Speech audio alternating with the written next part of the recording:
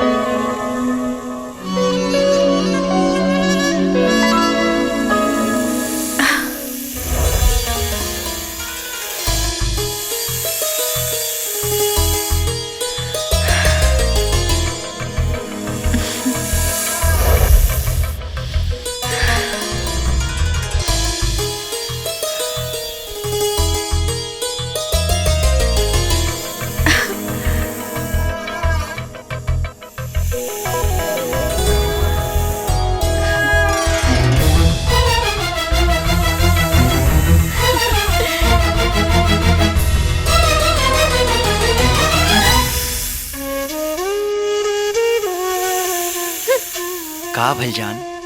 अरे बोला ना। का जी, हम ना बुलौलो रहती तो वो आईती नहीं ना? कहीं ऐसन तो नहीं खे कि राउर दिल कहीं और लाग गइल बा? हमार दिल तो तोहरा होठ पा गइल बाटे। आज तमे होठ के चूस ले अब।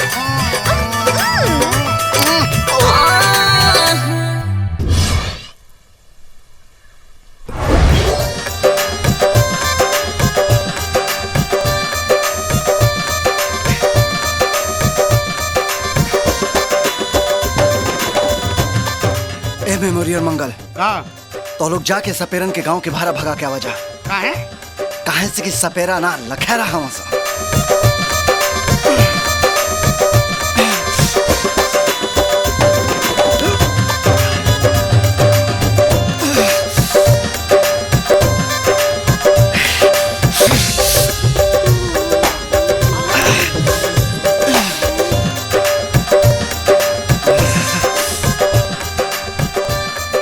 ई चारों तब बरसाती मेघा नियर हमरा से पहले केचुल छोड़े लगना सा।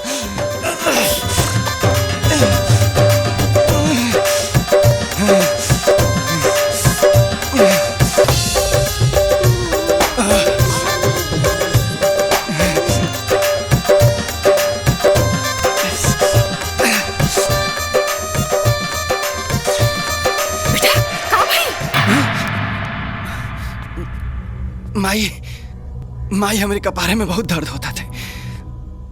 हम आराम कर जाता नहीं माई।